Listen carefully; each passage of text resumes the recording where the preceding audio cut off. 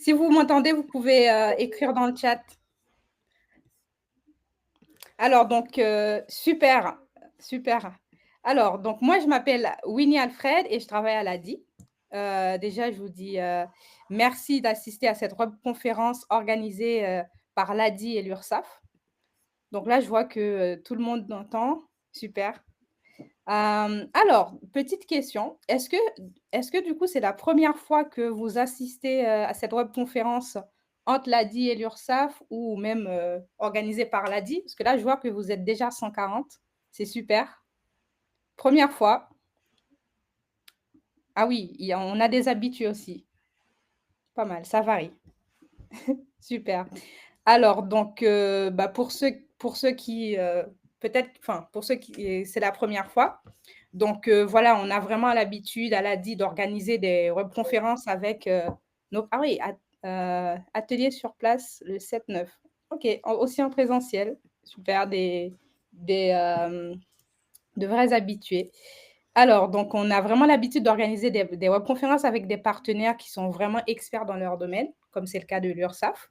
Donc, voilà, aujourd'hui, déjà, cette semaine, c'est notre campagne ADI événement. Et donc, on est ravis d'organiser cette webconférence avec l'URSSAF. On a avec nous Agnès Nardon, qui est de l'URSSAF et qui va animer cette belle webconférence pour nous. On a également Lucille Demolin qui est présente et qui va nous aider à répondre à vos questions. On a également avec nous Simon Guérin, qui est également là, même si vous ne le voyez pas, et qui va aider à répondre à vos questions. Voilà, donc encore une fois, merci et bienvenue. Alors, où est-ce que vous êtes?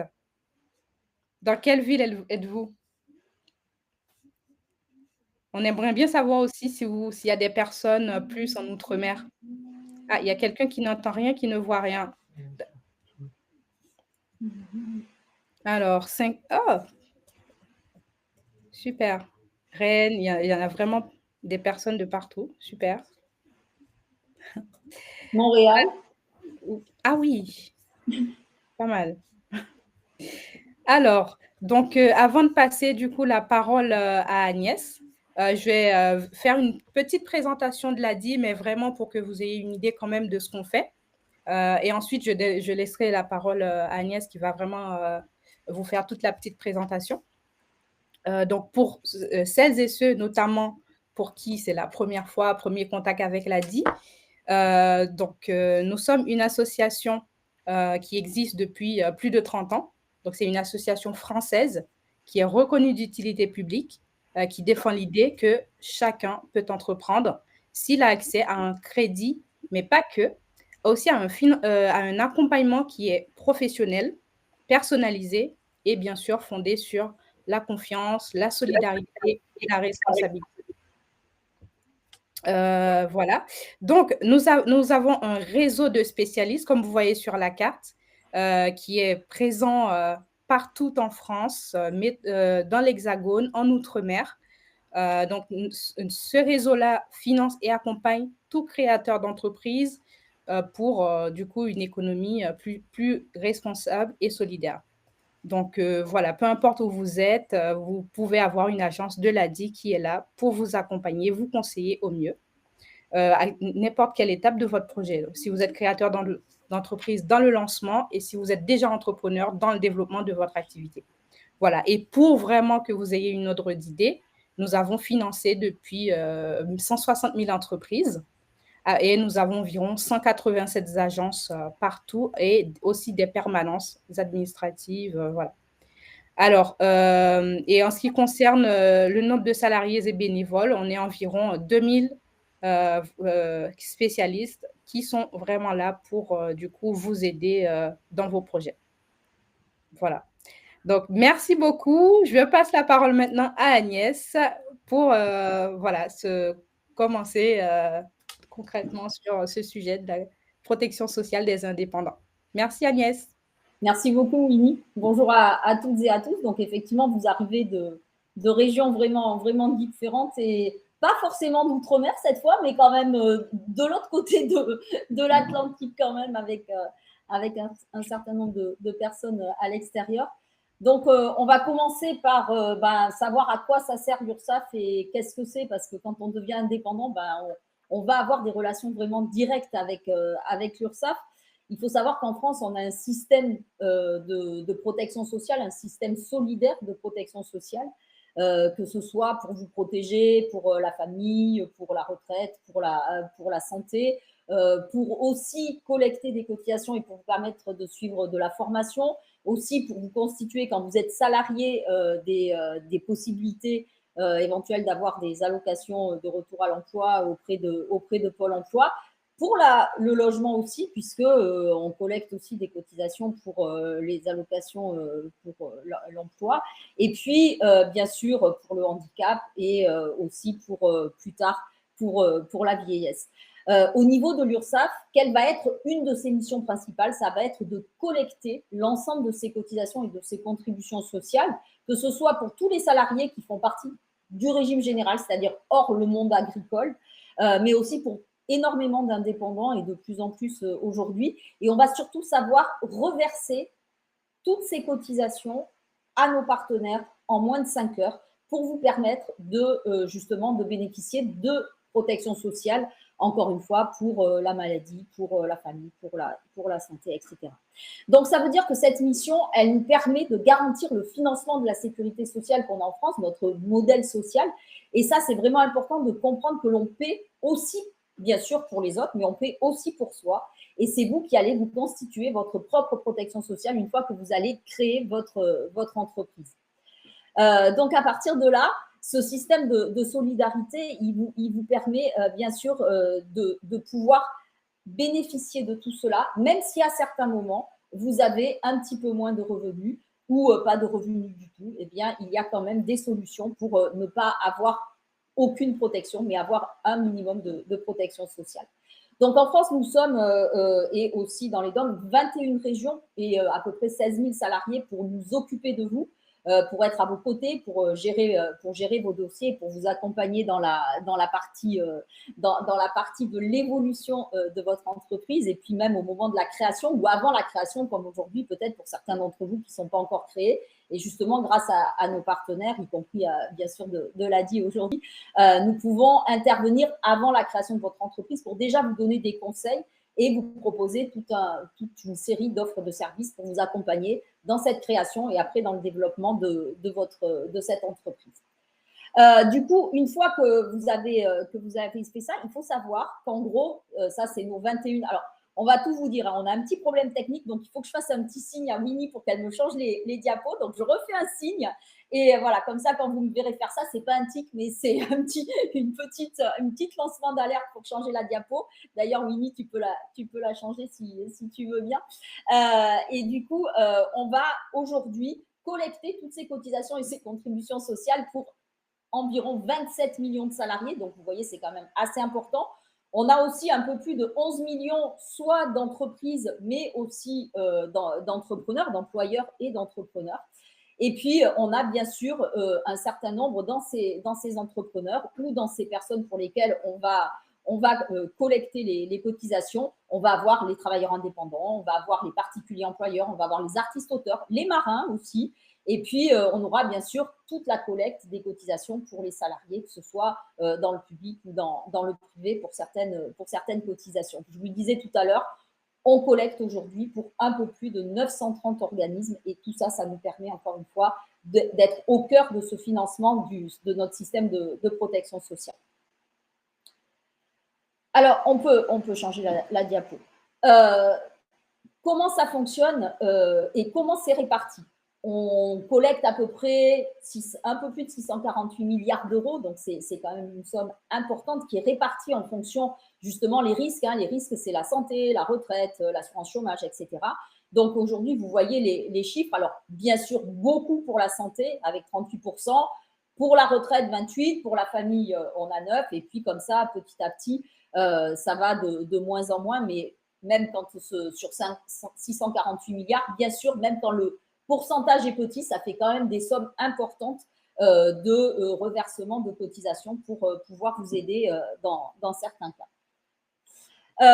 Ensuite, on va pouvoir, quand on va être par exemple, on va avoir besoin de ces prestations sociales, mais ça sera le cas si vous êtes malade, si pour certains, vous allez avoir un bébé, si pour certains, vous êtes proche de la retraite, c'est pas pour ça qu'on s'arrête de travailler, on peut être un retraité actif, on peut recommencer plusieurs activités. Donc, on va être là pour regarder tout cela. Vous pourrez d'ailleurs aller voir un peu plus de détails sur notre site qui s'appelle À quoi servent les cotisations.ursaf.fr. Donc, n'hésitez pas à aller le voir un peu plus en profondeur. On va être là, je vous le disais tout à l'heure, pour vous accompagner, pour aussi sécuriser, puisqu'il faut garantir une équité entre les différentes entreprises, faire de la prévention pour vous sensibiliser aux différences qu'il peut y avoir entre les personnes qui vont tout déclarer, celles qui ne vont pas déclarer et qui, du coup, sans déclarer, on ne paie pas de cotisation, mais par contre, sans payer de cotisation, à un moment donné, on a moins de protection sociale et on peut se retrouver quand même dans l'embarras parce que après, on ne peut pas tout couvrir quand on n'a rien fait. On va être là pour vous soutenir à certains moments, on le verra un petit peu plus tard. Et puis, on sera là, bien sûr, pour aussi, vous en avez sûrement entendu parler, et puis avec les projets de loi de financement de la sécurité sociale, on en entend beaucoup parler ces derniers jours, de cette lutte contre la fraude. On va être là aussi, justement, pour pouvoir garantir cette équité entre les entreprises et pouvoir faire que chaque entrepreneur va pouvoir avoir les mêmes chances pour avoir des marchés ou avoir des clients selon les cas. Voilà, ça c'est pour la présentation. On verra après un petit peu plus dans le détail ce que l'on va faire. On peut passer maintenant à vraiment la création de l'activité.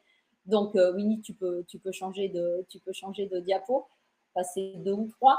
Et justement, il se trouve qu'en ce moment, nous avons pas complètement créé, mais que nous avons amélioré, développé des offres de services d'accompagnement à la création d'entreprises et notamment l'offre qui s'appelle Mes premiers mois avec l'URSSAF.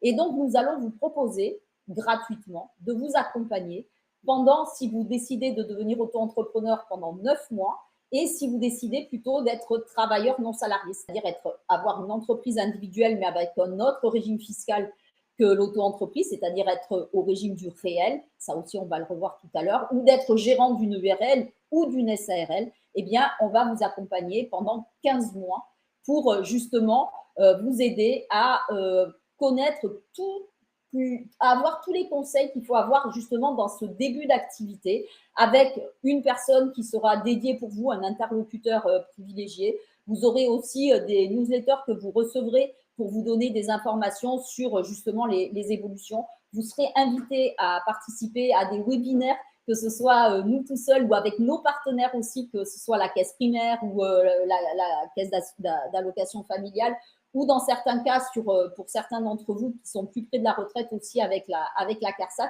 Voilà, c'est vraiment une offre qui se développe là actuellement et donc on va pouvoir vous aider de ce côté-là. Pour ceux qui souhaiteraient être sur une autre forme de société, notamment une SAS ou une SASU, et qui seraient donc assimilés salariés de leur entreprise, on a aussi une offre pour accompagner les jeunes employeurs pendant 12 mois.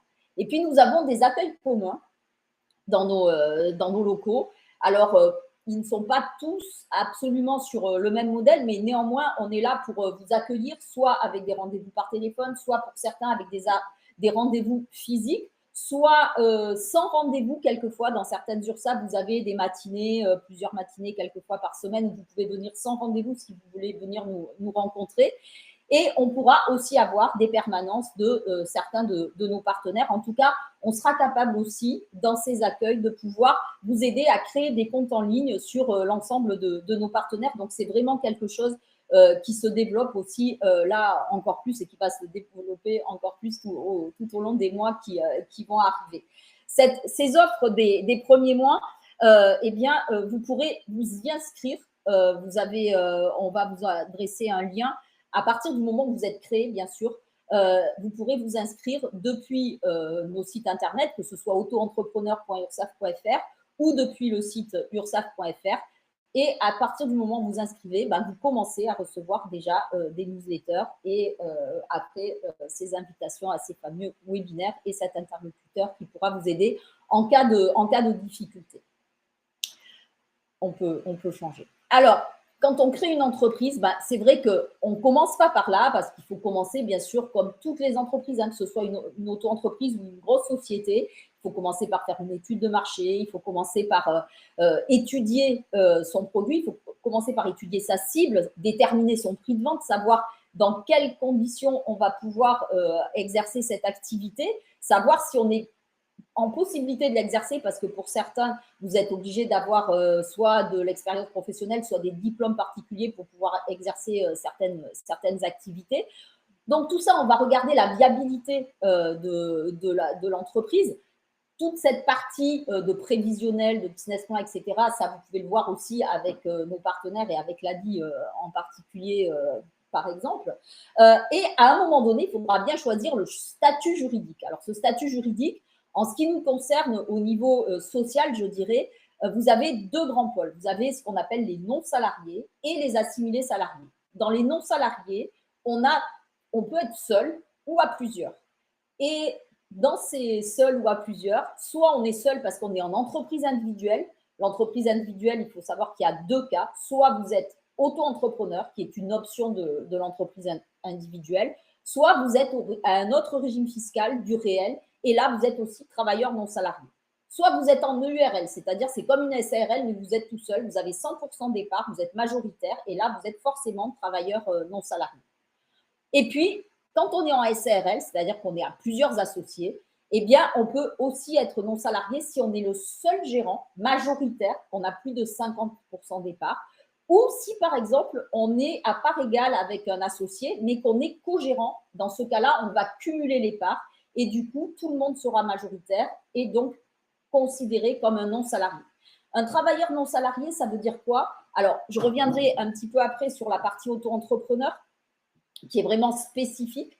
Mais pour les autres, un travailleur non salarié, ça veut dire qu'il va avoir des cotisations qui seront calculées sur sa rémunération. L'auto-entrepreneur, ça sera sur son chiffre d'affaires. Sur sa rémunération, ça sera à peu près 50% du taux de cotisation, sachant que les non-salariés ont plutôt une protection sociale à la carte qui n'est pas complète. À la carte, ça veut dire que vous avez une base qui est correcte, mais historiquement, pour que ce taux de cotisation ne soit pas trop élevé, en fait, eh bien, l'idée, c'était de dire, on fait un socle et après, on rajoute des contrats avec un certain nombre de risques parce qu'on veut compléter cette protection sociale. On verra ce qui n'est pas couvert tout à l'heure, mais ça peut être, par exemple, la prévoyance ou de la retraite complémentaire. Et ce qu'il faut savoir, c'est qu'un travailleur non salarié, même s'il a une très grosse réussite dans son entreprise, même s'il gagne très, très bien sa vie, il ne sera jamais considéré comme un cadre, notamment toujours dans cette optique-là de ne pas payer trop de cotisations. Donc, ça veut dire qu'au niveau de la retraite complémentaire, notamment, eh bien, il y aura moins de points de retraite complémentaire que pour un salarié qui aurait un salaire élevé. Ça, c'est les non-salariés. Et de l'autre côté, on a les assimilés salariés. Alors, assimilés salariés, ça veut dire quoi? Ça veut dire que vous êtes considéré comme un salarié au sens du droit de la sécurité sociale, mais comme pour tous les autres créateurs d'entreprises, vous ne dépendez plus du droit du travail, c'est-à-dire que vous n'allez plus cotiser de manière obligatoire à l'assurance chômage et vous n'allez plus vous ouvrir de droits. Vous allez garder bien sûr tous les droits que vous aviez acquis avant en fonction de votre statut de salarié, mais vous n'allez pas vous en ouvrir d'autres. En revanche, autrement, c'est exactement comme un salarié avec un bulletin de salaire, avec des cotisations salariales, avec des cotisations patronales. La particularité, c'est que vous êtes par contre considéré comme un cadre dès le premier euro du versement de salaire et donc forcément avec une protection sociale beaucoup plus globale dès le début et sans avoir cette possibilité de payer moins et rajouter après, mais c'est directement une protection très globale. Et là, on est à peu près à 80% du salaire net. On verra tout à l'heure, on y reviendra et on verra surtout comment vous pouvez faire des simulations pour avoir un peu la différence et la comparaison entre les différents statuts. On peut changer. Alors, tout à l'heure, je vous le disais, on a deux grands régimes fiscaux. On a la micro-entreprise. On va dire qu'aujourd'hui, principalement, en tout cas, je pense avec tous ceux qui sont avec nous aujourd'hui, ça va être pour ceux qui sont auto-entrepreneurs, où là, on n'a pas le choix. On est obligatoirement à ce régime fiscal et on est à l'impôt sur le revenu. Voilà, c'est simple, c'est comme ça, on n'y touche pas. Et puis, l'autre régime qui existe, c'est le régime du réel. Ça, on va être au régime du réel quand on va être en entreprise individuelle, mais classique. On y sera aussi quand on sera en URL, en SRL, en SASU ou en SAS.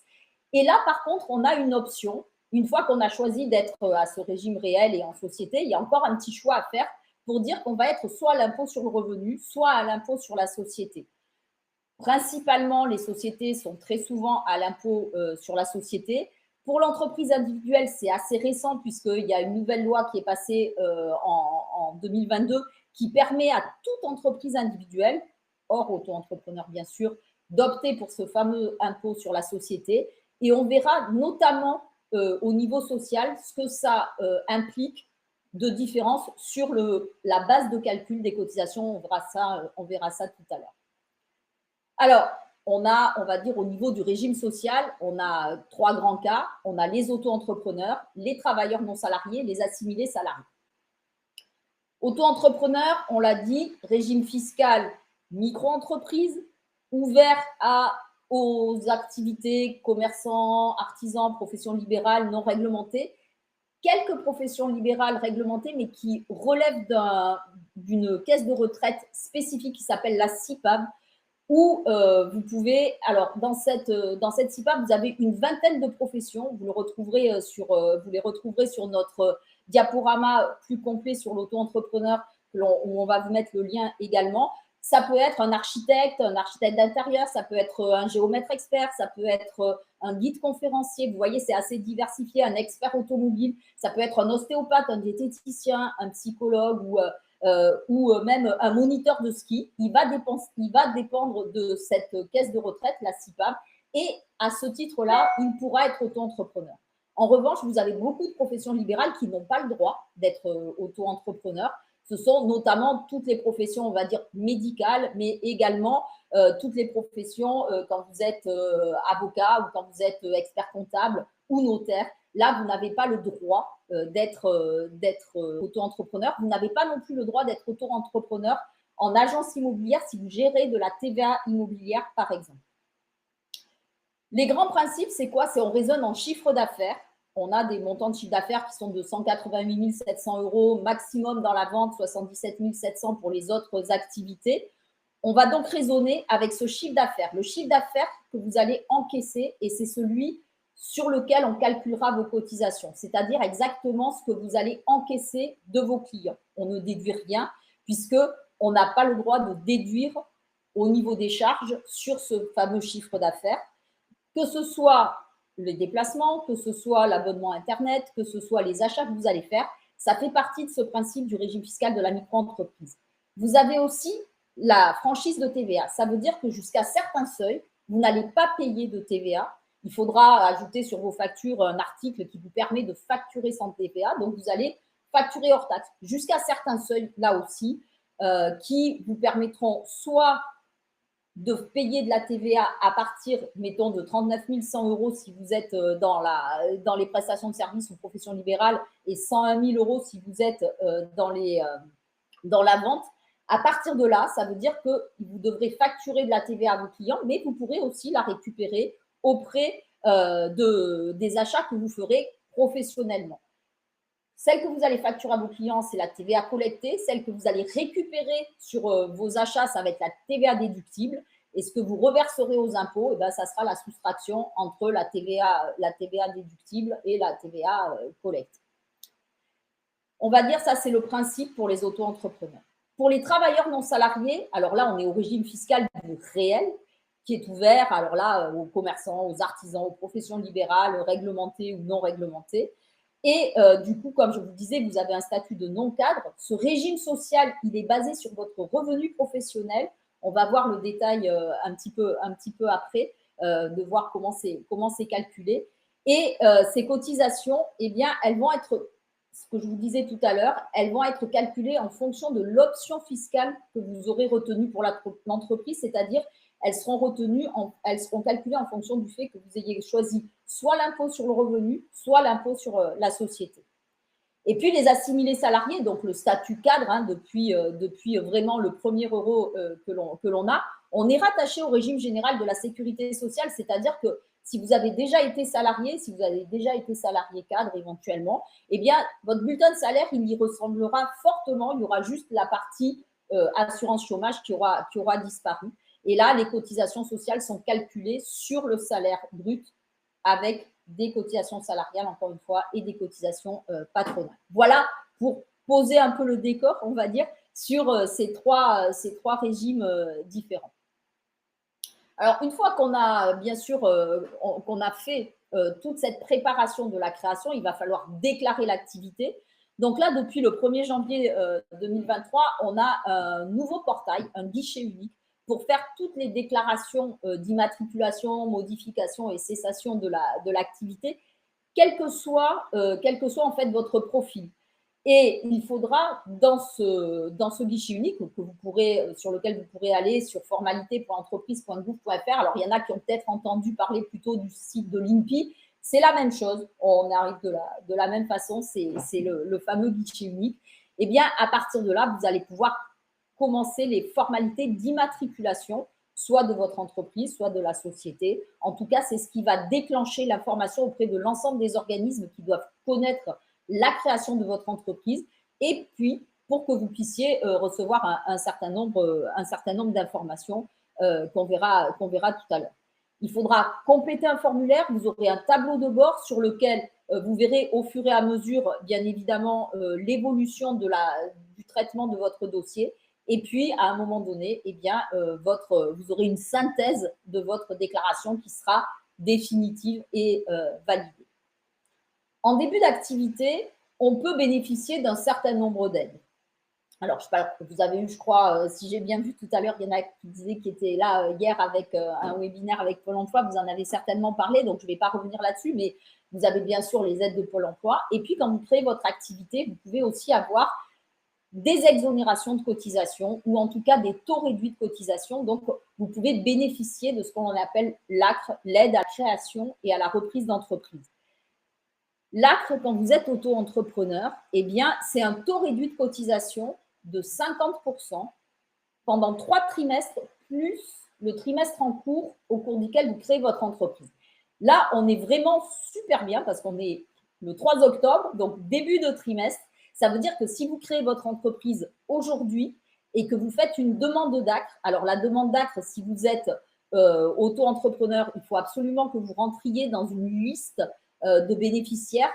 Vous devez être soit demandeur d'emploi, soit indemnisé, soit non indemnisé, mais inscrit au moins depuis 6 mois dans les 18 derniers mois, ou avoir moins de 26 ans, ou moins de 30 ans, être reconnu handicapé, ou bénéficier du RSA ou de l'ASS, ou encore habiter un quartier prioritaire de la ville. Si vous êtes dans bien sûr, ce n'est pas un cumul de toutes les options, hein, c'est juste si vous êtes dans une des options, vous devrez compléter un formulaire sur le site auto-entrepreneur.ursaf.fr après avoir fait votre déclaration d'immatriculation sur le site du guichet unique, et vous devrez l'adresser depuis ce même site. Vous avez un lien pour compléter le formulaire et vous avez un lien pour adresser le formulaire une fois qu'il est signé avec les justificatifs qu'on vous demande, notamment l'attestation d'affiliation à Pôle emploi, par exemple. Il ne faut pas en avoir bénéficié depuis au moins 3 ans depuis la fin de l'obtention de l'ACRE précédent, c'est-à-dire que si vous avez déjà eu une auto-entreprise auparavant, eh bien, il faut que 3 ans depuis la fin de l'obtention de l'ACRE se soient écoulés pour pouvoir en rebénéficier si vous êtes dans un de ces bénéficiaires. Et puis, il faudra bien évidemment attendre d'avoir cette ACRE si vous souhaitez, auprès de Pôle emploi, prendre plutôt le capital que le versement mensuel tous les mois, parce que si vous voulez le capital, il faut que vous donniez à Pôle emploi cette fameuse acceptation de l'ACRE pour en bénéficier. Donc l'ACRE, ça va vous permettre éventuellement d'avoir quelque chose auprès de Pôle emploi, et ça va vous permettre d'avoir ce fameux taux réduit de cotisation. Si vous n'êtes pas auto-entrepreneur, l'ACRE est automatique à partir du moment où vous n'avez pas eu depuis 3 ans, ça c'est la même règle, et à partir du moment si vous êtes en société, si vous avez le contrôle effectif, ça veut dire que vous ayez plus de 50% des parts, donc au moins 51 si vous êtes à 2, sauf si tous les partenaires, tous vos associés peuvent en bénéficier. Mais il ne faut pas qu'il y ait une personne qui soit majoritaire et qui ait déjà eu l'ACRE, par exemple, l'année dernière, et qui veuillent créer quelque chose avec vous, ce qui est tout à fait possible. Hein. Mais vous, si vous êtes minoritaire, dans ce cas-là, vous ne pourrez pas en bénéficier. Et puis, n'hésitez pas à regarder, parce que vous verrez, un indépendant, ce n'est pas parce qu'on devient indépendant qu'on n'a plus droit à rien, donc il y a des aides, etc. Vous avez la possibilité aussi, en fonction de vos revenus, bien sûr, de pouvoir peut-être bénéficier ou du RSA ou de la prime d'activité selon certains cas. En tout cas, demandez, faites des simulations pour voir si vous pouvez avoir des aides complémentaires. Alors, une fois que vous avez déclaré votre activité, vous allez recevoir un certain nombre d'informations et de documents. Bon, l'information, ça va être le SIRET sur le site justement du guichet unique, où vous pourrez voir, ça c'est l'INSEE qui vous délivre votre numéro SIRET, qui va être en fait le numéro d'immatriculation, un peu comme votre numéro de sécu. Ça va être le numéro d'immatriculation de votre entreprise. Il va être constitué en 2 parties, on va dire un SIREN qui fait 9 chiffres. Après, vous avez 3 zéros et vous avez 2 chiffres à la fin qui constituent donc le NIC et le SIRET. Et ces 2 derniers chiffres changeront si vous changez d'adresse. Il faudra faire des formalités si vous devez changer d'adresse pour pouvoir continuer à exercer votre activité. Mais ça sera bien votre numéro d'identification de la société. Ensuite, vous allez recevoir une attestation d'affiliation à la sécurité sociale avec le logo de l'URSSAF, de l'assurance maladie et de l'assurance retraite qui seront vos interlocuteurs principaux pour la protection sociale. Et puis, vous allez aussi recevoir un document à compléter de la part des impôts pour une cotisation, notamment la cotisation foncière des entreprises, qui ne sera pas à payer la première année, mais qui sera éventuellement à payer à la fin de la deuxième année si vous avez plus de 5 000 € de chiffre d'affaires et dont le montant dépendra de l'endroit où vous habitez et du montant de votre chiffre d'affaires. Et puis, enfin, dans les 4 à 6 semaines, quelquefois plus rapidement, quelquefois ça peut être un petit peu plus long, il faut qu'on se fraude aussi avec le guichet unique qui est assez nouveau. Du coup, vous aurez une attestation d'affiliation de la part de l'URSSAF, comme quoi vous êtes bien auto-entrepreneur. Et si vous êtes auto-entrepreneur, et dans ce cas-là, eh bien, vous aurez bien évidemment l'accès à l'ensemble de vos services en ligne à partir de là. Pour les autres statuts, vous allez recevoir aussi le SIRET, bien sûr, l'attestation d'affiliation. Si vous êtes travailleur non salarié, si vous restez assimilé salarié, ben, il n'y a pas besoin parce que vous restez comme un salarié classique et vous recevrez le document des impôts. Et ça ne sera pas forcément une attestation d'affiliation. Si vous êtes non salarié, vous aurez un document avec des échéances à payer par anticipation et des régularisations qui arriveront plus tard. Et puis, pour les assimilés salariés, si dans un premier temps, vous préférez bénéficier de l'ARE auprès de Pôle emploi, mais vous ne souhaitez pas vous verser de salaire tout de suite, eh bien, vous n'avez rien à faire tant que vous ne vous versez pas de salaire. On vous connaîtra à partir du moment où vous verserez un premier salaire. Alors, après, qu'est-ce qu'on paie comme cotisation? Tout à l'heure, je vous disais, c'est pour votre protection sociale globale. Donc, vous allez payer pour la maladie, la maternité, les indemnités journalières, pour les allocations familiales, pour la CSG-CRDS, parce que c'est dans le package, pour la formation professionnelle, pour la retraite de base, pour la retraite complémentaire, excepté en ce moment pour ceux qui vont devenir auto-entrepreneurs et qui seront dans une catégorie d'activité qui sera en BNC, en bénéfices non commerciaux. Et vous cotiserez aussi pour l'invalidité et le décès. Et puis, il y a d'autres cotisations qui sont à payer quand vous êtes assimilé salarié. C'est notamment la retraite complémentaire cadre, mais aussi la prévoyance qui, elle, est obligatoire pour tous les cadres en France, alors que pour les autres, c'est une option que l'on peut prendre en plus.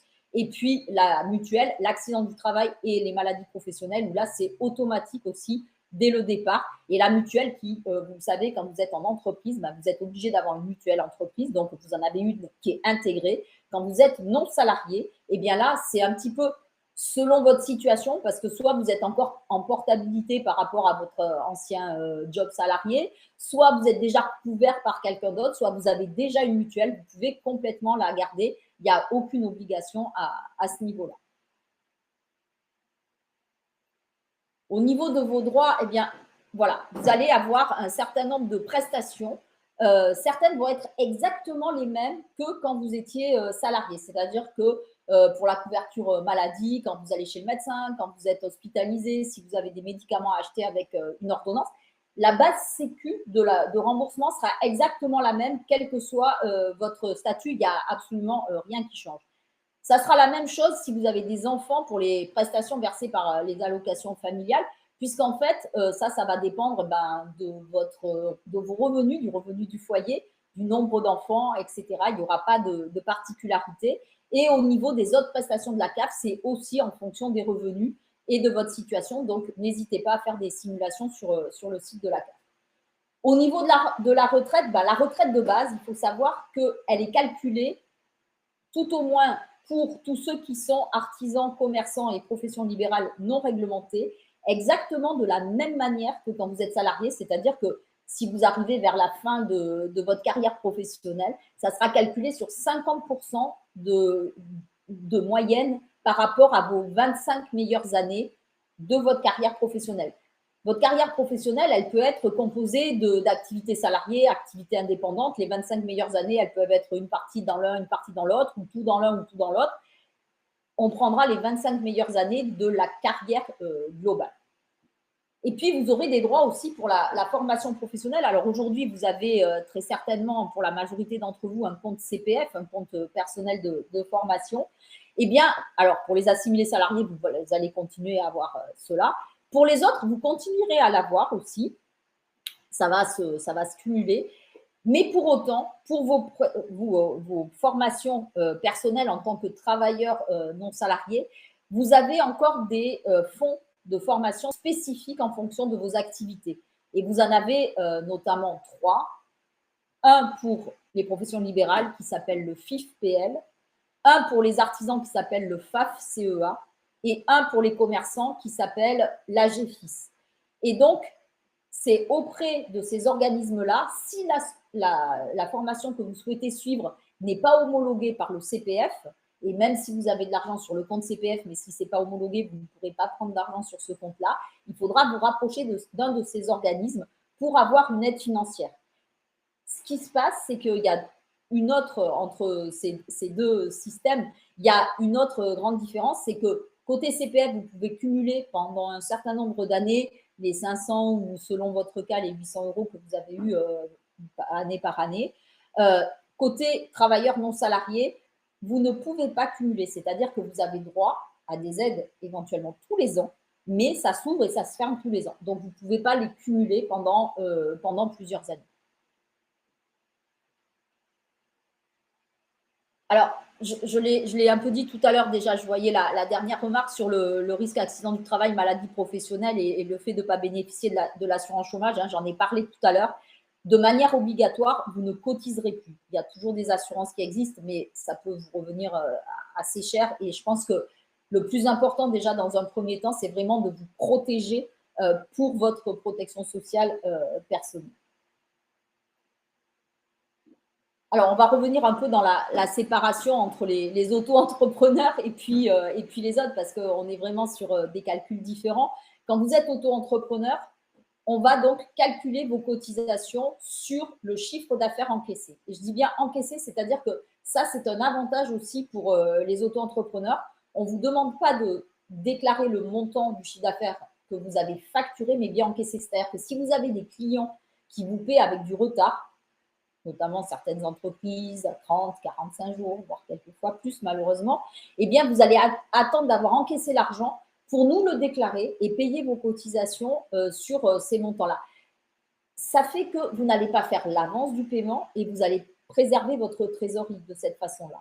Et le montant des cotisations, eh bien, si vous avez l'ACRE, vous le voyez, si vous êtes en vente de marchandises, par exemple, vous allez être à 6,2%, à 10,6 si vous êtes en prestation de services artisanale, commerciale ou en profession libérale non réglementée, et à 12,10 si vous êtes une des professions dont je parlais tout à l'heure qui relève de la CIPAP. À cela, on ajoutera la contribution à la formation professionnelle qui sera différente en fonction de votre activité. Ça sera 0,10 pour les commerçants, 0,20 pour les professions libérales et 0,30 pour les artisans. Et puis, quand on a passé l'ACRE, alors, bien sûr, Ce matin, j'étais sur un salon. Malheureusement, il y a des personnes qui n'ont pas été accompagnées, d'où l'importance vraiment, encore une fois, hein, on vous le dit à chaque fois, mais d'être accompagnées avant de se créer, qui ont du coup pas été accompagnées et qui ont créé là le 20 décembre. Ça veut dire, tout à l'heure, je vous ai dit que l'ACRE, c'était 3 trimestres complets, plus le trimestre en cours. Ça veut dire que ceux qui ont créé en septembre, eh ben, c'est le dernier mois du trimestre, et en plus, il ne restait que 10 jours, ils ne vont avoir l'ACRE que jusqu'au 30 juin 2024. Alors qu'ils auraient attendu le 1er octobre, ça aurait été jusqu'au 30 septembre 2024. Donc faites attention à ça, même si on n'en arrive pas aux extrêmes de créer le dernier jour du trimestre, mais si vous voyez que vous êtes dans le dernier mois et qu'il n'y a pas d'urgence à créer, si ça peut attendre un mois, essayez plutôt de créer en octobre, en janvier, en avril ou en juillet pour bénéficier au maximum de l'ACRE. Si bien sûr vous devez répondre à un marché public, à un appel à projet, si vous avez des clients, si vous devez signer des devis, enfin voilà, vous ne laissez pas passer les clients, évidemment. Ce n'est pas grave, vous aurez peut-être perdu 3 mois d'acte, mais vous aurez gagné des clients, c'est bien plus précieux quand même. Donc, ne les laissez pas passer non plus. Donc, au bout de ce temps d'exonération, eh bien, vous allez arriver au taux plein. Les taux pleins, aujourd'hui, ils sont de 12,3% pour la vente, 21,20 si vous êtes en prestation de services, en bénéfices industriels et commerciaux, donc notamment les prestations de services commerciales ou artisanales, à 21,10 si vous êtes en profession libérale non réglementée ou en prestation de services en bénéfices non commerciaux, toujours, et puis à 21,20 si vous relevez de la CIPAP, auquel on ajoutera toujours la formation professionnelle et éventuellement la possibilité de verser l'impôt en même temps que les cotisations. Ça, c'est vraiment quelque chose aussi auquel on ne va pas avoir forcément le temps de rentrer trop dans le détail sur ce versement libératoire, mais vraiment prenez le temps de savoir, si vous avez droit à cette option. Ça, c'est un montant à ne pas dépasser par part de quotient familial par rapport aux 2 années précédentes. Attention de savoir si c'est intéressant, si vous y avez droit, parce que même si les taux, vous les voyez, ils sont très faibles, mais ils sont calculés sur la totalité de votre chiffre d'affaires, alors que si vous ne les déclarez pas de cette manière-là, il y aura un abattement forfaitaire fiscal qui sera fait sur le chiffre d'affaires avant de calculer l'impôt, qui sera quand même de 71% dans le commerce, 50% si vous êtes en prestation en BIC et 34% si vous êtes en BNC. Vous voyez, c'est quand même des taux importants d'abattement, ce qui fait que si ça se trouve, si vous ne payez pas déjà d'impôts et si vous n'avez pas un très gros chiffre d'affaires, en tout cas la première année, eh bien, vous pouvez continuer à ne pas payer d'impôts. Alors que si vous payez, oui, peut-être que 1,7 ou 2,2, mais ça sera sur la totalité du chiffre d'affaires. C'est-à-dire, si on va à l'extrême, je gagne 1 euro, ben, je paie 1,7 ou 2,2% d'impôts là-dessus. Donc, faites-vous accompagner pour bien choisir. Faites des simulations sur le site des impôts. C'est assez simple. Une simulation avec votre prévisionnel de chiffre d'affaires avec l'option pour le versement libératoire si vous y avez droit et une autre simulation sans ce fameux prélèvement libératoire. Ensuite, une fois que vous allez encaisser de l'argent, voilà, il va quand même falloir déclarer, ça c'est le jeu. Du coup, il y a un décalage au départ pour des raisons techniques et pour des raisons réglementaires, puisque réglementairement, vous avez le mois de la création plus au moins 90 jours et faire vos 4 premières déclarations le mois suivant. Je vais prendre des exemples concrets. Alors déjà, pour tous ceux qui sont demandeurs d'emploi, indemnisés, vous prenez la déclaration et le paiement mensuel. Vous allez avoir une petite case à cocher pour savoir si c'est mensuel ou trimestriel. Ça sera pour vous obligatoirement mensuel pour pouvoir fournir vos déclarations tous les mois à Pôle emploi et que Pôle emploi puisse, en fonction du chiffre d'affaires que vous avez encaissé, puisse vous verser le montant des allocations restantes de manière juste et ajustée à ce que vous pouvez avoir. Et ne vous verse pas trop ou pas assez, parce que si c'est trop, il faudra rembourser à un moment donné. Si c'est pas assez, ça va vous mettre dans l'embarras pour le mois en cours. Donc, vous prenez bien les déclarations mensuelles. Moi, j'aime bien ça pour tout le monde, en fait. Pourquoi? Parce que ça vous apprend aussi à faire un peu de gestion tous les mois. Ça vous permet aussi de voir où vous en êtes par rapport à votre prévisionnel. Si vous êtes dans les clous, si vous avez fait mieux, moins bien. Si c'est moins bien, pourquoi? Qu'est-ce qui se passe? Est-ce qu'il y a peut-être quelque chose à revoir, peut-être sur les prix, peut-être sur la façon de faire de la commercialisation, de la communication?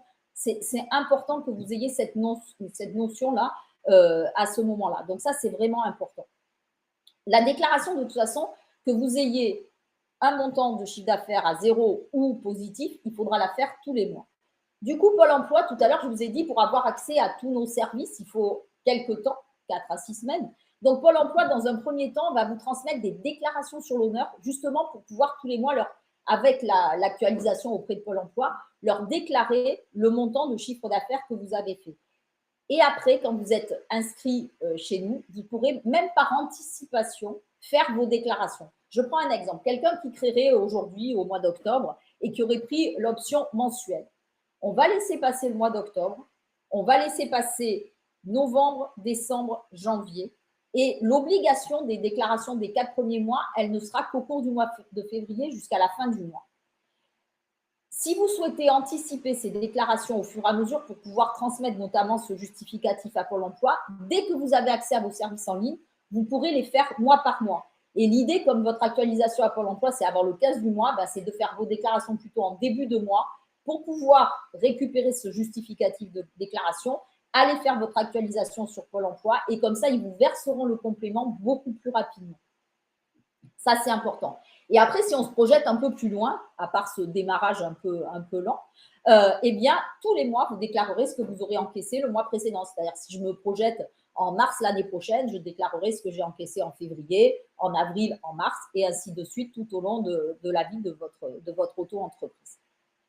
Pour payer, pour payer et déclarer vos cotisations, vous pourrez non seulement le faire soit sur le site auto-entrepreneur.ursaf.fr, soit vous pourrez le faire sur l'appli mobile auto-entrepreneur. On essaie vraiment de vous rendre le plus autonome possible avec des services en ligne qui sont très simples. Vous avez juste à mentionner votre chiffre d'affaires, on vous calcule tout le reste et après, il faudra juste valider pour pouvoir payer les cotisations, soit par carte bancaire, soit par télépaiement. Alors, la carte bancaire, c'est votre contrat bancaire qui prend le dessus. Ça veut dire quoi? Ça veut dire que, eh bien, si vous êtes en débit immédiat, ça va être le jour immédiatement débité le jour où vous allez faire votre déclaration. Si vous êtes en débit différé, c'est à la fin du mois. Si vous êtes en télépaiement, ça sera jamais avant la date d'échéance qui sera mentionnée sur votre calendrier de déclaration. C'est-à-dire que pour tous les mois de déclaration, vous aurez le mois à déclarer et la date d'échéance sur la colonne d'à côté. Alors, je vois une question sur le paiement des cotisations ne se fait pas automatiquement par l'URSSAF. Je veux dire par prélèvement automatique. Est-ce que je dois le faire tous les mois? Alors, effectivement, il n'y a pas de prélèvement automatique pour les auto-entrepreneurs. Soit c'est la carte bancaire, parce que ce sont des demandes qui nous ont été faites, soit c'est par télépaiement. L'avantage du télépaiement, c'est que c'est vous qui validez le montant. De toute façon, la déclaration, vous êtes obligé de la faire tous les mois. Donc, le télépaiement, c'est juste que vous validez le montant. Et si par hasard un jour, parce que même si vous avez encaissé tout l'argent, selon vos activités, vous êtes peut-être obligé d'investir sur des dépenses, etc., vous pouvez peut-être vous retrouver un petit peu dans une situation un peu compliquée. Vous pouvez modifier ce montant pour payer un peu moins et demander un délai de paiement. Alors, bien sûr, ce n'est pas une règle de gestion, il ne faut pas faire ça tous les mois parce qu'autrement, ça va se cumuler, mais c'est quand même une possibilité. Alors que le prélèvement automatique, si malheureusement, vous n'avez pas l'argent, la banque va quand même essayer de prélever le jour où il faut prélever et ça va vous mettre un peu dans l'embarras avec des incidents bancaires, etc. Donc, c'est une souplesse supplémentaire qui a été mise en place aussi pour la partie auto-entrepreneur. Si j'oublie de payer, alors, vous ne pouvez pas franchement oublier de payer vos cotisations. Je vais vous dire pourquoi vous ne pouvez pas oublier de payer vos cotisations. C'est parce que si vous le faites sur le site internet, on vous fait 2 alertes pour vous dire attention, votre déclaration, vous devez la faire avant telle date. Donc, vous êtes prévenu vraiment avant de faire la déclaration. Et si vous le faites sur l'appli mobile, vous pouvez mettre des alertes pour aussi être relancé. Donc, franchement, l'oubli, je dirais que, bien sûr, elle n'est jamais nulle, mais elle devrait être vraiment très, très, très minime, justement par tous ces outils qu'on vous met à votre disposition pour vous aider à faire ce qu'il faut. Et après, si vraiment vous oubliez et que vous ne payez pas, vous pourrez, je dirais, pas grand-chose, excepté que vous allez avoir des pénalités de retard, que ça va vous faire des demandes, donc de la paperasse en plus, que vous allez être obligé de faire des demandes qui vont peut-être juste pour un oubli, c'est dommage parce que ça voudra dire on lui a déjà fait une remise de majoration de retard, on lui a déjà donné un délai Et le jour où vous en aurez vraiment besoin, pas parce que vous avez oublié, mais parce que vous êtes dans une situation un peu compliquée, ça sera plus difficile de les avoir parce qu'on ne peut pas vous en donner tous les mois et on ne peut pas en donner non plus X et X par an. Donc, faites attention, c'est votre job de chef d'entreprise de ne pas oublier parce que non seulement vous avez votre partie technique de votre entreprise, bien sûr, qui est très importante, évidemment, mais l'important aussi pour la pérennité de votre entreprise, ça sera la gestion. Et du coup, ça, il faudra absolument garder un peu de temps toujours pour faire de la gestion et pour pouvoir développer votre entreprise. Oui, exactement. Ça se fait en même temps que la déclaration de chiffre d'affaires et à l'URSSAF. On peut changer de diapo. Merci. Oui. Donc après, quand on est auto-entrepreneur, on peut se déclarer auto-entrepreneur pour plein de raisons. D'abord parce que on veut tester. Ça fait longtemps qu'on avait envie d'être entrepreneur, on n'osait pas trop. Là, comme c'est assez souple, qu'il n'y a pas trop de risques, etc. Et on se dit on va se lancer. Et on se dit, si ça marche bien, je basculerai vers autre chose. Ça fait partie des cas de sortie, c'est-à-dire que vous commencez auto-entrepreneur et à un moment donné, vous allez basculer sur l'autre régime fiscal, celui du réel, et changer de statut. Ou alors, vous dépassez les seuils maximums de chiffre d'affaires dont je vous parlais tout à l'heure, les 188 700 ou les 77 700. Et là, si vous les dépassez pendant 2 ans, la 3e année, vous êtes obligé de changer de statut et de passer au régime fiscal du réel. Ou alors, dans certains cas, peut-être parce que vous n'avez pas pu développer, parce que vous avez retrouvé un job en même temps et que vous avez un peu laissé tomber l'auto-entreprise, parce que vous avez eu des difficultés ou quoi, si vous faites 0 de chiffre d'affaires pendant 24 mois, eh bien là, on va vous radier de l'auto-entreprise. On vous demandera, avant de vous radier, si vous souhaitez quand même la relancer, continuer ou l'arrêter. Et dans ce cas-là, si vous souhaitez arrêter, eh bien, il faudra faire une cessation d'activité sur le même site que la création, c'est-à-dire sur le site, sur formalité.entreprise.gouv.fr, sur le site du guichet unique, pour que, comme tout à l'heure, tous les organismes avaient été prévenus de la création de votre entreprise, eh bien là, ils seront prévenus de la cessation de l'entreprise. Ça veut dire quoi? Ça veut dire que l'intérêt pour vous, c'est surtout que si un jour, et on en a tous les jours, comme ça, je vous promets, vous souhaitez recréer une entreprise, eh bien, votre dossier, il est clean et vous pouvez créer tout de suite. Si vous n'avez pas fait cette radiation, eh ben, il faudra commencer par vous replonger sur quelque chose qui finalement n'avait pas été développé, retrouver le SIRET, retrouver certains papiers, etc., pour faire cette radiation qui prendra pas énormément de temps, mais qui prendra quand même du temps. Et du coup, au lieu d'être vraiment dans cette dynamique de création, eh ben, vous reviendrez un peu avec d'abord une radiation pour passer à cette création. Donc, ça prend très peu de temps de faire une radiation d'activité. Donc, si vous devez arrêter, il faut vraiment passer par cette radiation ou cette cessation d'activité. On peut y aller. Ça, c'était pour les auto-entrepreneurs. Alors, je peux peut-être regarder quelques questions éventuellement, ou est-ce s'il y en a vraiment des spécifiques sur les auto-entrepreneurs avant de passer aux autres. Si vous ne payez pas d'impôts, pas de versement libératoire. Alors, si vous ne payez pas d'impôts, je dirais pas de versement libératoire, sauf si vous me dites que vous allez me faire un chiffre d'affaires de 70 000 € dès la première année. Mais effectivement, si vous ne payez pas d'impôts et que votre chiffre d'affaires ne sera pas très élevé, ne prenez pas le versement libératoire, ça ne sera pas important. Si vous avez un doute, vous faites des simulations sur le site des impôts pour savoir jusqu'à quelle hauteur c'est pas intéressant et à partir de quelle hauteur c'est intéressant. En même temps, ce n'est pas parce que ce n'est pas intéressant la première année ou ce n'est pas parce que vous n'y avez pas droit la première année que vous ne pouvez pas opter pour les années suivantes. C'est-à-dire que tous les ans, au mois de septembre, vous pouvez faire des simulations et si ça devient intéressant ou si ça ne l'est plus ou si vous n'y avez plus droit parce que vous avez gagné trop d'argent et qu'à un moment donné, votre revenu fiscal il sera trop élevé, et vous pourrez faire soit prendre l'option ou la dénoncer pour l'année suivante. Et ça se fait au mois de septembre avant le 30. Depuis votre espace en ligne aussi, pour que l'on puisse prendre en compte cette nouvelle option et aussi parce que ce sont les impôts qui nous demandent à ce que l'option soit prise avant le 30 septembre pour l'année suivante.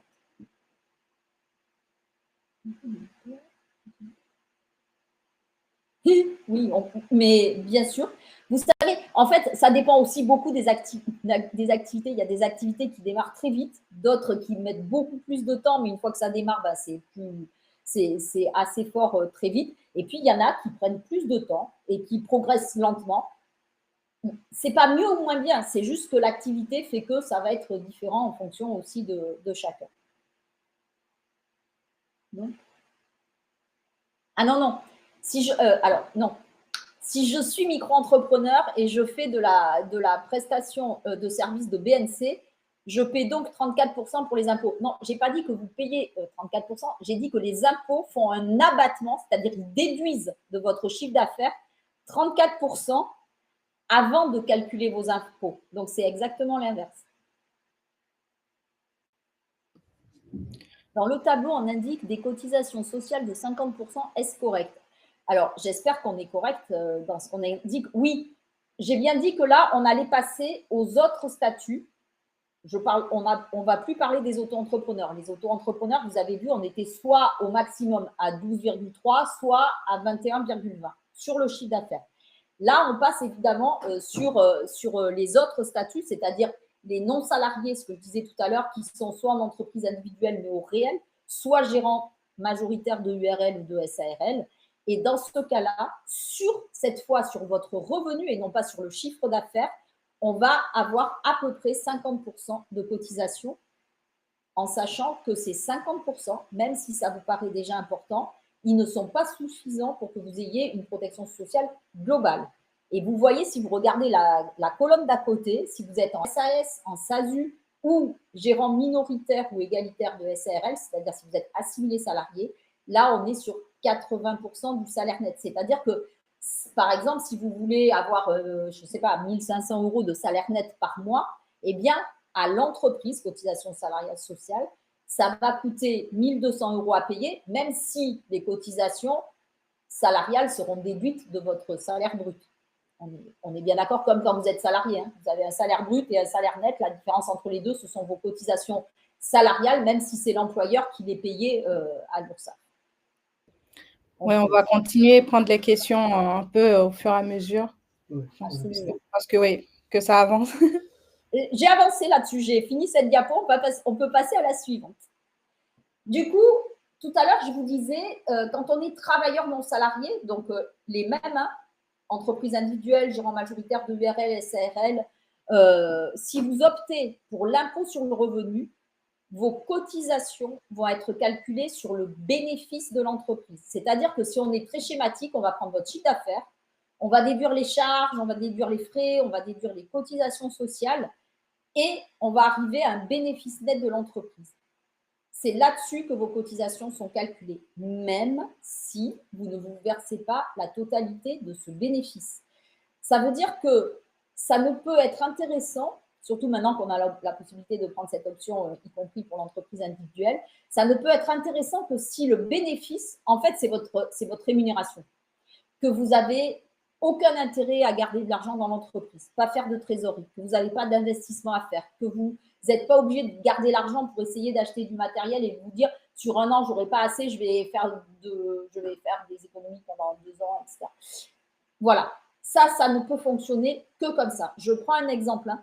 Par exemple, j'ai 20 000 € de bénéfices. Et puis, parce que j'ai encore mes allocations, Pôle emploi, etc., je me dis, je vais en laisser dans l'entreprise et je vais me verser que 2 000 – 3 000 €. Vous avez la possibilité de le faire, hein, il n'y a aucune interdiction.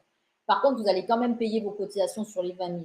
Donc, je ne vous fais pas un dessin, 50% sur 20 000, ça fait 10 000 et vous êtes versé 3 000, c'est un peu incohérent de payer autant de cotisations alors qu'on n'a même pas gagné la somme du montant des cotisations. Ça, c'est quand on est à l'impôt sur le revenu. En revanche, quand on est à l'impôt sur la société, donc on peut changer, quand on est à l'impôt sur la société, on est sur ce principe chiffre d'affaires, moins les charges, moins les frais. La rémunération, cette fois, du gérant ou de l'entrepreneur devient une charge. Et du coup, les cotisations ne seront calculées que sur cette vraie rémunération. C'est-à-dire, si je reprends mon exemple de tout à l'heure, si je me verse 2 ou 3 000 €, ça sera calculé bien sur les 2 ou 3 000 €. Et une fois que j'aurai déduit les cotisations sociales, parce que très souvent dans les sociétés, c'est l'entreprise qui paie les cotisations sociales du chef d'entreprise, vous allez arriver à un bénéfice net de l'entreprise sur lequel il y aura le calcul de ce fameux impôt sur la société qui sera de 15% si vous êtes en dessous de 42 500 € et de 25% si vous êtes au-dessus. Donc, vous voyez, c'est vraiment la grosse différence entre les deux. Impôt sur le revenu, je paie des cotisations sur le bénéfice de l'entreprise. Impôt sur la société, je paie des cotisations sur ma rémunération. On peut passer à la suite. Du coup, pour payer les cotisations, ce qu'il faut savoir, c'est que quand vous êtes travailleur non salarié, étant donné qu'on vous fait des appels de cotisation sur des bases forfaitaires en début d'activité, parce qu'on ne sait pas ce que vous allez gagner, donc c'est des bases qui sont à un peu plus de 8 300 € cette année, qui vont changer l'année prochaine avec l'augmentation du plafond de la sécurité sociale.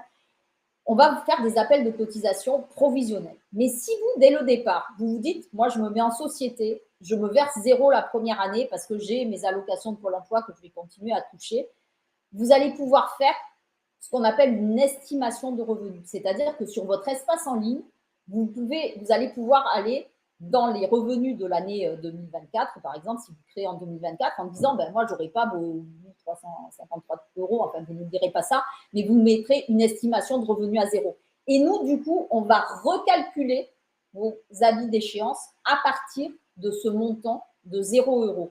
Pourquoi je dis on va recalculer à partir de ce 0 €? Parce qu'un travailleur non salarié, même s'il gagne 0, il paie quand même des cotisations minimales parce que ça lui permet d'avoir un minimum de protection sociale, avec notamment 3 trimestres de retraite, cotisés, validés et cotisés, de l'indemnité journalière, de l'invalidité d'essai et la formation professionnelle.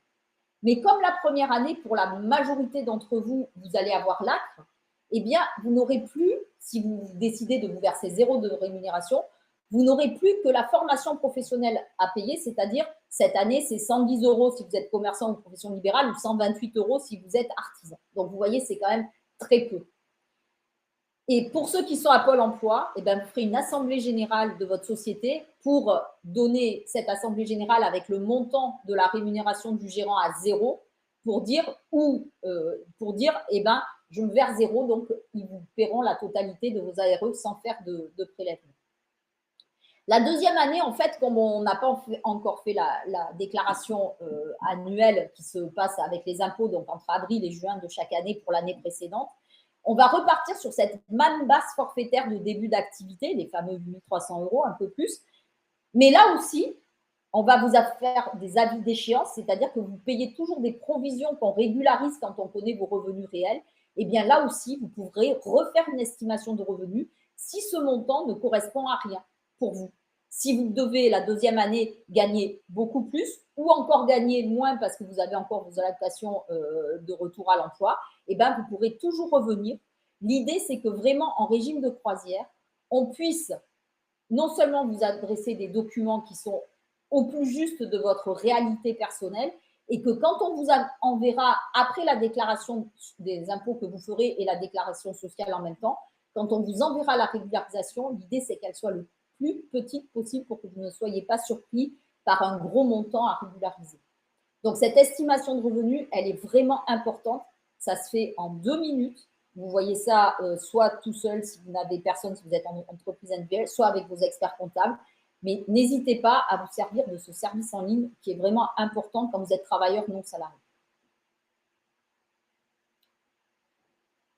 Pour payer les cotisations, ben là, alors, un peu différent. Si vous êtes en prélèvement mensuel, vous avez le choix entre le 5 et le 20. On ne vous appellera jamais de cotisation avant 90 jours, c'est-à-dire si vous créez en janvier, ben, ça ne sera jamais avant le mois d'avril, mais là, ce n'est pas grave, ça se fait de cette manière-là. Vous allez choisir le 5 ou le 20 et ça se fera si vous restez en mensuel, obligatoirement cette fois par prélèvement automatique. En revanche, si vous préférez être au paiement trimestriel, ça interviendra 4 fois dans l'année, le 5 février, le 5 mai, le 5 août et le 5 novembre. Et là, vous avez la possibilité de payer soit par prélèvement automatique, toujours, si vous ne voulez pas avoir quoi que ce soit à faire, soit par télépaiement, ce qu'on disait tout à l'heure, ou par virement depuis votre espace ursaf.fr.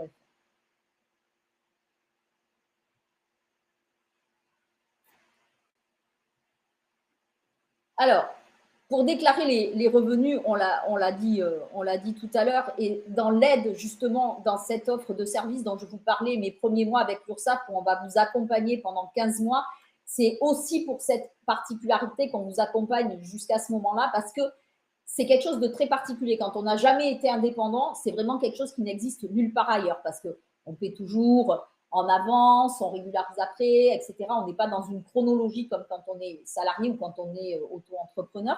Donc, on va avoir cette déclaration de revenus qu'il faudra faire auprès des impôts. Il y aura la déclaration fiscale et sociale en même temps.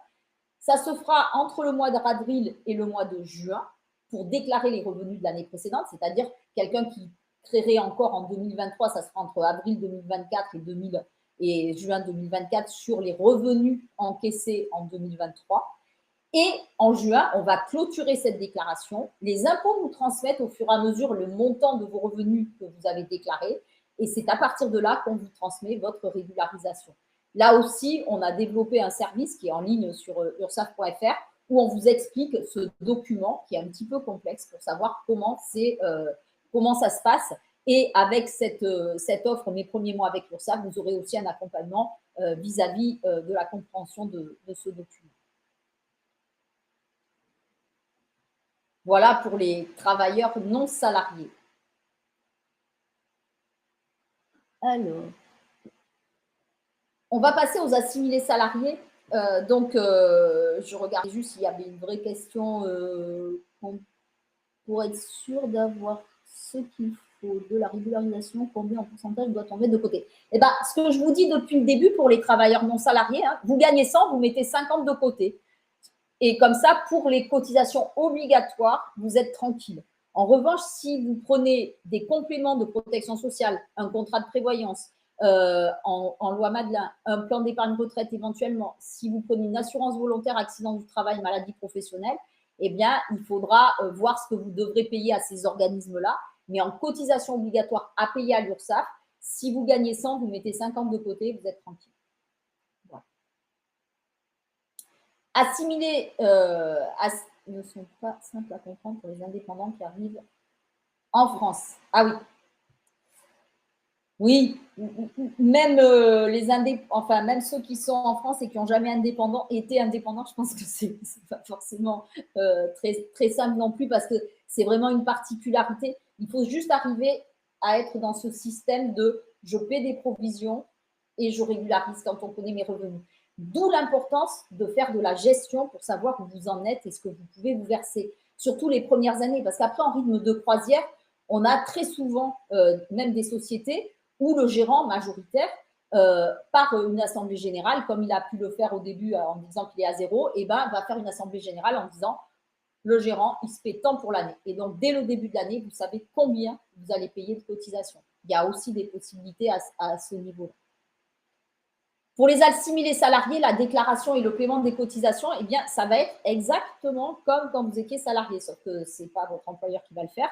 C'est-à-dire que ça va passer par une déclaration sociale nominative, qui est la déclaration qui existe maintenant depuis 7 ans, un petit peu plus, et qui permet à l'entreprise de ne faire qu'une seule déclaration par mois pour l'ensemble des salariés, c'est-à-dire vous, si vous êtes assimilé salarié de votre entreprise, mais aussi pour vos propres salariés, et qui va être obligé de faire cette déclaration. Et tous les organismes qui devront aller chercher des informations iront les chercher dans cette déclaration sociale nominative. Aussi bien ceux qui vont collecter de l'argent que ceux qui vont vous verser des prestations. C'est pour ça que quand vous commencez à faire un bulletin de salaire, quand vous êtes mandataire social, tant que vous n'en faites pas du tout, il y a besoin de rien faire. Dès que vous faites un versement d'un salaire, même si au début, vous ne pouvez pas vous verser un salaire tous les mois, il faudra faire une déclaration à zéro. Mais il ne faudra plus arrêter de faire des déclarations. Cette déclaration, elle est assez complexe avec un logiciel aussi complexe et en permanence évolution, en permanence reparamétrage, etc. Donc, en général, on ne le fait pas tout seul dans son coin. Soit on le confie à un tiers déclarant, qui peut être un expert comptable ou un comptable ou une société qui s'est spécialisée dans l'établissement justement dans la paye, on va dire cette fois, dans la paix sociale. Ou alors, on a une offre de service au niveau aussi de l'URSSAF, le service qui s'appelle le titre emploi service entreprise, avec le site qui est le thèse.ursaf.fr, qui est une offre gratuite là aussi, où votre entreprise va adhérer Alors, elle va adhérer gratuitement pour qu'on connaisse le SIRET, qu'on connaisse la convention collective, qu'on connaisse les organismes sociaux auxquels vous êtes rattachés pour la retraite, la prévoyance, etc. Donc ça va être l'adhésion.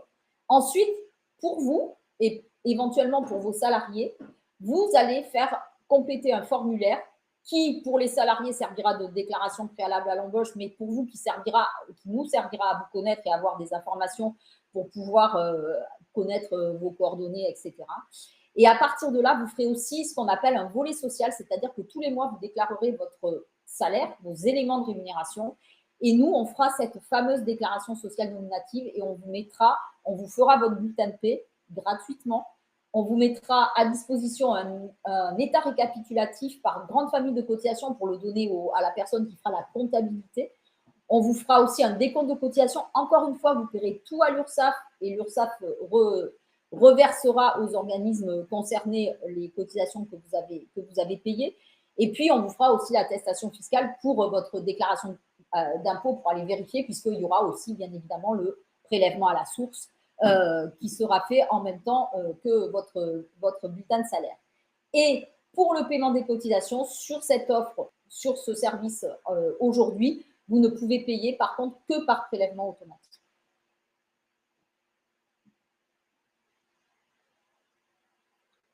Alors, pour aller faire des simulations, pour voir un peu où vous en êtes, pour savoir combien ça vous reviendra, pour savoir aussi si vous avez besoin d'employer des salariés, que vous soyez en SASU ou que vous soyez dans n'importe quelle entreprise, vous pourrez aller sur notre site mon-entreprise.ursaf.fr qui vous permet de simuler des cotisations par rapport à un montant que vous allez payer, soit pour vous en tant que chef d'entreprise, soit pour vos salariés, et de voir à combien ça vous revient en cotisation. Donc ça, c'est plutôt un outil qui peut être sympa même au moment où vous allez faire votre prévisionnel, peut-être avant de le faire avec un conseiller de la DIF, faire déjà des tests avant pour voir où vous en êtes, peut-être compléter des cases dans le business plan, dans le prévisionnel, etc. Donc, ça peut vous aider aussi à y voir un peu plus clair dans ces fameuses cotisations sociales.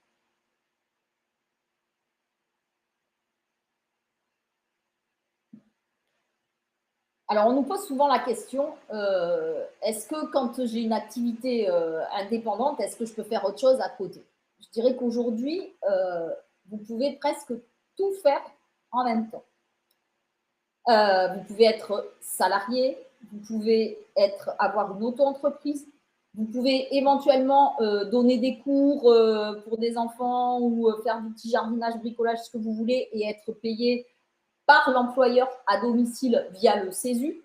Vous avez vraiment la possibilité de cumuler beaucoup de choses. La seule chose qu'on ne peut pas cumuler, c'est une auto-entreprise et une autre société où vous êtes travailleur non salarié. Vous pouvez cumuler une auto-entreprise et une SAS ou une SASU, mais vous ne pouvez pas cumuler une auto-entreprise avec d'autres entreprises individuelles. D'abord, parce qu'une entreprise individuelle, c'est une personne physique et il peut y en avoir qu'une par personne. On peut avoir plusieurs activités dans l'entreprise individuelle, mais on ne peut pas en avoir plusieurs. Mais on ne peut pas cumuler non plus une auto-entreprise avec une URL ou une SRL où on est gérant majoritaire. C'est la seule chose où c'est pas possible aujourd'hui. En revanche, il va falloir quand même un petit peu demander si au sein de votre emploi salarié, si vous êtes déjà salarié, est-ce que vous avez le droit dans votre contrat de travail d'exercer une activité indépendante à côté? Il va falloir, parce qu'il y a des contrats, il y a des entreprises dans lesquelles vous travaillez où ça peut être interdit. Il y a des entreprises dans lesquelles vous pouvez travailler où vous pouvez avoir que certaines activités qui sont permises. Donc, n'hésitez pas à demander, à prévenir votre employeur. Évidemment, n'allez pas me faire de la concurrence à votre employeur. Forcément, à un moment donné, ça ne va pas bien se passer. Donc, voilà, il faut être cohérent avec ce qu'on fait. Il faut bien sûr prévenir, c'est toujours mieux parce que le dialogue, c'est souvent quand même mieux. Donc, il faut vraiment pouvoir l'exercer en toute sérénité, avoir le droit de l'exercer. Et puis, bien évidemment, quand vous allez gagner de l'argent sur plusieurs activités, eh bien, vous allez forcément déclarer l'ensemble de ces revenus et vous aurez de l'impôt sur le revenu sur l'ensemble de votre impôt vous aurez l'impôt sur le revenu calculé sur l'ensemble de vos activités. Voilà pour cette partie-là. Alors, je réponds tout de suite pour le cumul. Oui, on peut cumuler une auto-entreprise et un statut artiste-auteur. Même en traitement et salaire, il n'y a pas de problème. Alors, les fonctionnaires, je reviens 2 secondes, les fonctionnaires sur le fait d'avoir le droit à faire une micro. Alors, déjà, ça dépend où vous êtes fonctionnaire. Malheureusement, en ce moment, on voit un peu de tout, c'est-à-dire que on arrive même à voir des acceptations de rupture conventionnelle, ce qui était quand même très rare. Je ne dis pas que c'est courant, hein, parce que c'est encore très rare, mais disons qu'on commence à en avoir. Vous avez des activités de fonctionnaires où vous avez la possibilité d'avoir une auto-entreprise uniquement par mon URSSAF un certain temps avant de prendre la décision de basculer d'un côté ou de l'autre.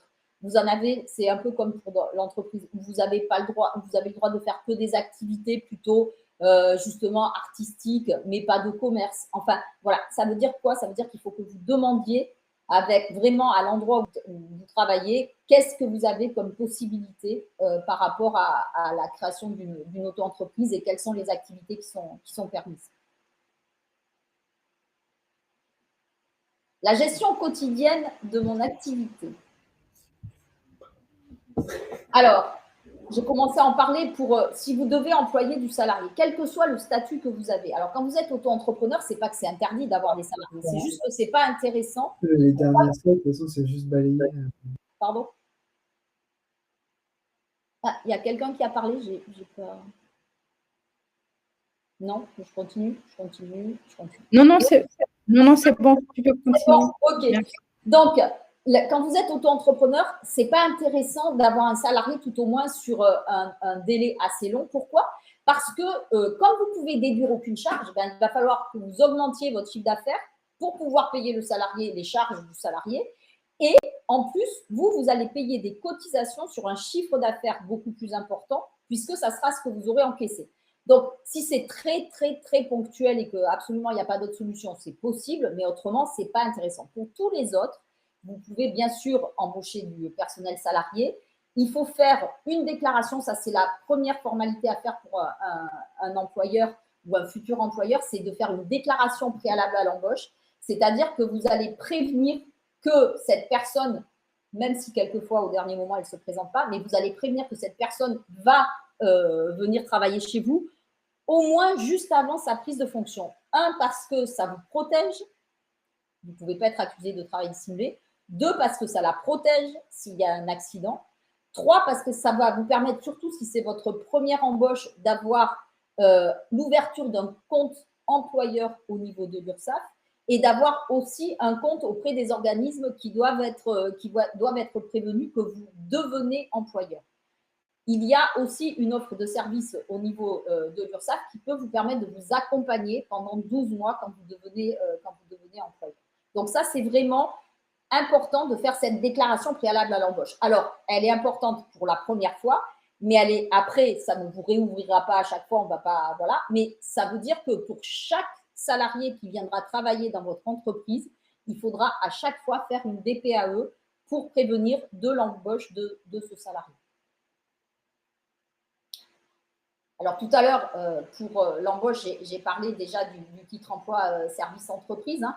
Donc, là, pareil, pour vos salariés, quand vous avez des salariés, eh bien, soit vous passez par cette offre de service qui simplifie les formalités et qui est complètement gratuite, soit vous passez par un tiers déclarant.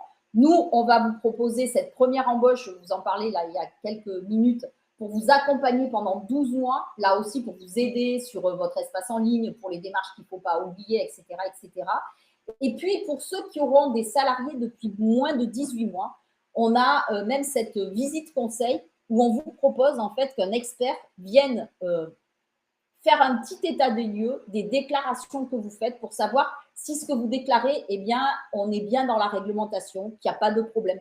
On le sait souvent, on se pose des questions quelquefois sur des réductions, sur les frais professionnels, les avantages en nature, où on n'a pas toujours la bonne façon de les déclarer, où on n'a pas toujours toutes les informations. Eh bien, ça peut être une manière de venir sécuriser chez vous toutes ces déclarations et vous donner des conseils pour la suite. Donc, ce sont des propositions qu'on vous fait au niveau de l'URSSAF pour tout ce qui est lié à l'embauche.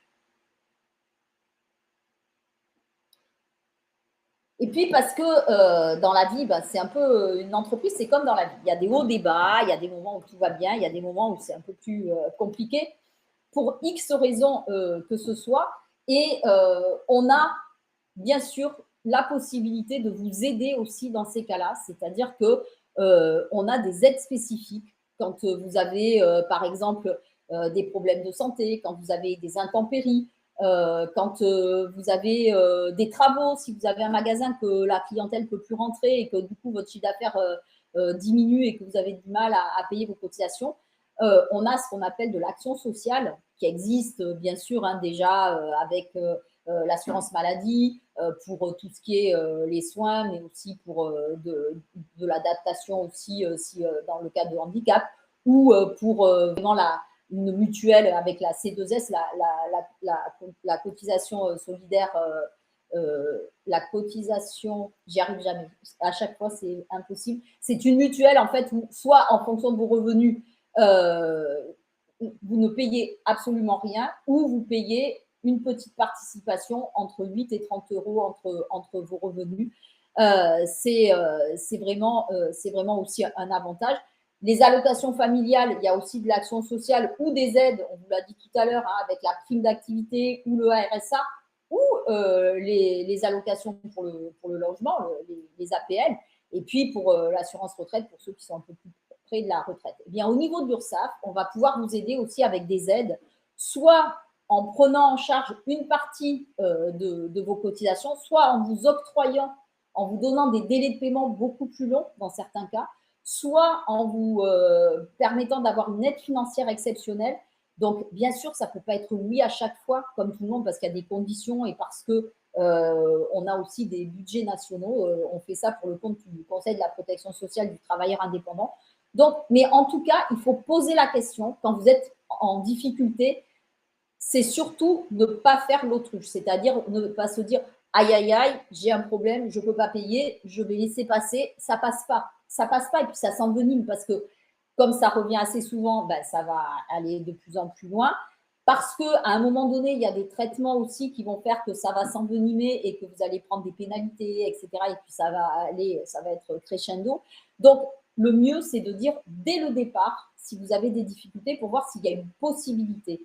Et quand vous avez des difficultés globales, on a même une offre qui s'appelle Help, qui est une offre de service en fait en coordination et en collaboration avec l'ensemble des organismes de sécu, c'est-à-dire la caisse primaire d'assurance maladie, la caisse d'allocation familiale et éventuellement la CARSAT et l'URSSAF, où en fait vous allez avoir un seul dossier à remplir, très simple, hein, c'est 12 questions où on répond oui, non, et à partir de là, bien sûr avec des conditions aussi, chacun des organismes prendra contact avec vous pour voir ce qu'il peut mettre en place pour venir vous aider dans une situation un peu difficile. Ça veut dire quoi simplement? Alors que évidemment, on espère que vous n'en aurez jamais besoin, ça c'est la première chose. Mais la deuxième chose, ça veut dire que s'il arrive quelque chose, vous n'êtes pas tout seul. Et c'est important.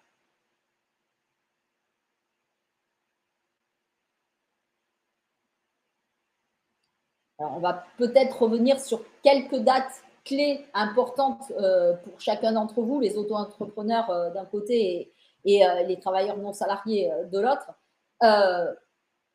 Bon, le démarrage, c'est vraiment la déclaration d'activité sur ce fameux guichet unique, sur le formalité.entreprise.gouv.fr. Après, dès la déclaration, dès la création de votre entreprise, vous faites votre demande d'acte, vous ne l'oubliez pas, sur le site auto-entrepreneur.ursaf.fr. Ensuite, je vous ai donné mon avis sur la périodicité. Pour ceux qui sont demandeurs d'emploi indemnisé, mensuel obligatoire. Pour les autres, moi, je trouve que c'est mieux, mais c'est un choix personnel après, bien évidemment. Et avec ces délais de paiement un petit peu allongés dans un premier temps, mais qui après seront tous les mois ou tous les trimestres.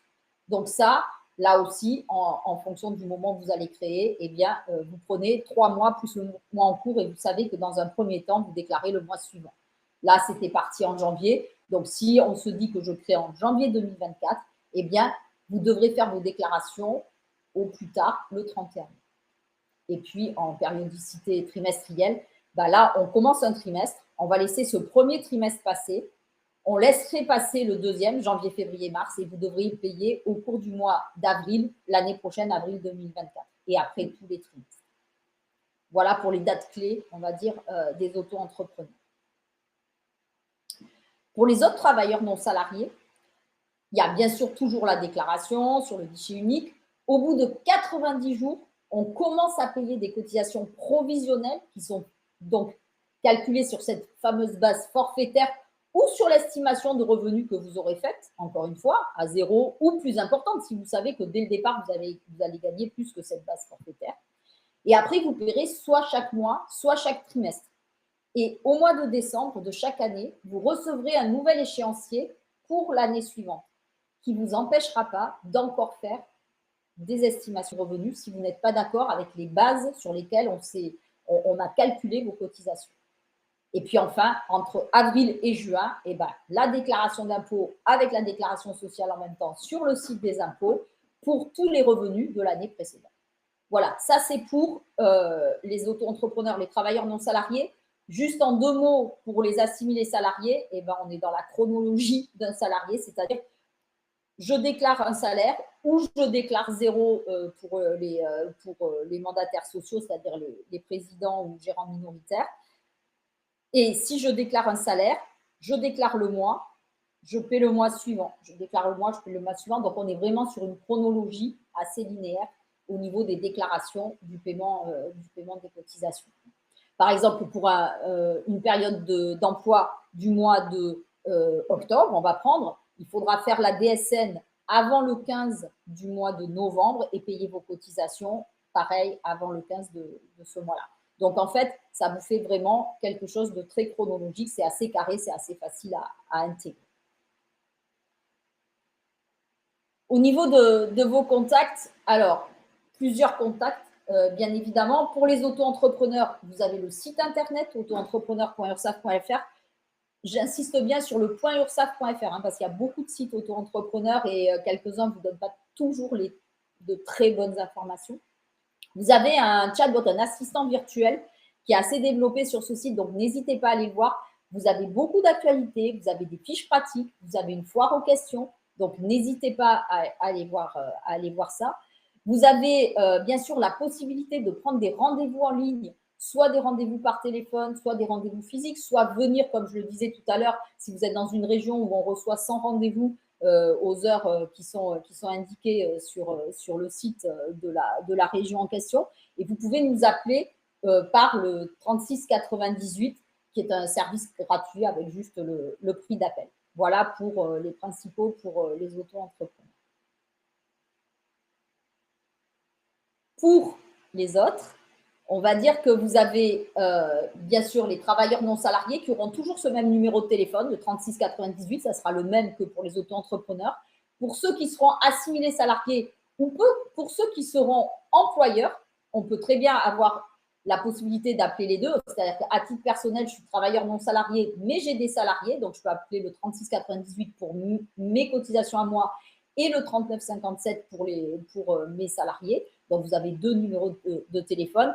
Vous avez le site, bien sûr, ursaf.fr, sur lequel vous aurez aussi un espace en ligne qui sera adapté à votre profil pour pouvoir vous donner là aussi un tableau de bord, la possibilité de faire un certain nombre de choses de manière autonome en ligne. Si vous avez un expert comptable, il pourra créer un compte pour lui en tant qu'avec ses comptes clients, mais vous pourrez aussi créé un compte vous et avoir accès à votre espace pour voir aussi comment ça se passe, où ça en est, etc.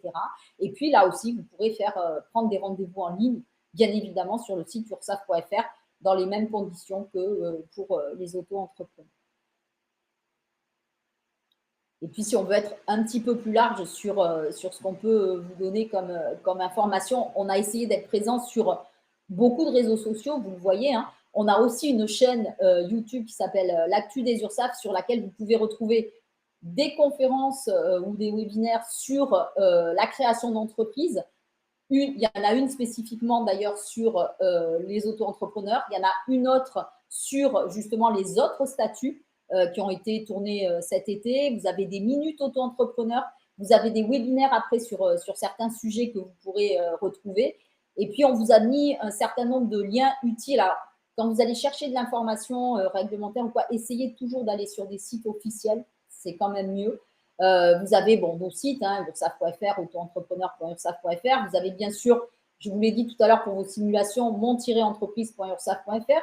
Vous avez le site du service public aussi, ou pour les jeunes, vous avez sécu-jeune.fr si vous souhaitez soit créer, soit avoir des jobs d'été, savoir aussi quelles sont les obligations pour des employeurs, s'il y en a parmi vous qui sont très jeunes, quelles sont les obligations de vos employeurs par rapport à vous.